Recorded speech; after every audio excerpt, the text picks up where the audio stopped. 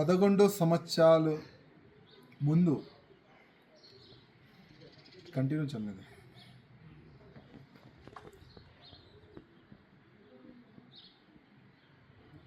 11 years ముందు నేను Bharatiya Janata party ఒక కార్యకర్తగా నేను భారతీయ జనతా పార్టీలో చేరినాను.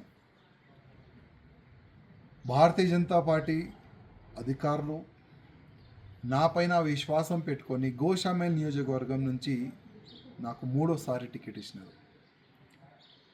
మూడోసారి గోషామేల్ ప్రజల ఆశీర్వాదం దొరికిన తర్వాత నేను మూడోసారి ఎమ్మెల్యే అయినాను.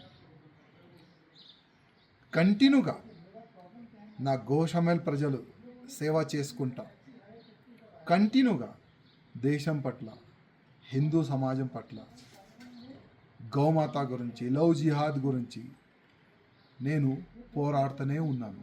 అందరు కూడా చూస్తున్నారు. కానీ ఇవాళ ల్యాక్స్ ఆఫ్ భారతీయ జనతా పార్టీ కార్యకర్తల గొంతుకి ఆ గొంతుని నేను ఢిల్లీ వరకు తీసుకొని వెళ్ళాలని అనుకున్నాను. కానీ నేను అక్కడ ఫెయిల్ అయిన అనుకున్నాను.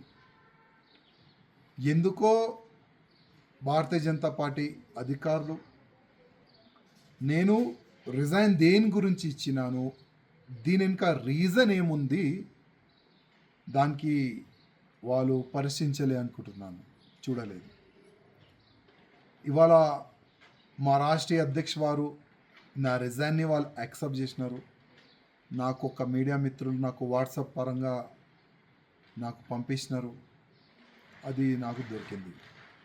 కానీ ఇవాళ నుంచి కంటిన్యూగా నా దేశానికి, నా భారతదేశానికి హిందూ రాష్ట్రంగా చేయాలని, గోమాతని రక్షించడానికి, లవ్ జిహాద్ కానీ అన్ని విధాలుగా ప్రతి ఒక్క హిందూ కార్యకర్తకి ఒక ఛత్రపతి శివాజీ మహారాజ్ లాగా తయారు చేయడానికి ఇప్పటి నుంచి నేను ఇంకా అగ్రెసివ్గా నేను పనిచేస్తానని ప్రతి ఒక్క హిందూ కార్యకర్తకి నేను హామీ ఇస్తున్నాను. ఏ కార్యకర్త కూడా భయపడవద్దు, ఏ కార్యకర్త కూడా బాధపడద్దు.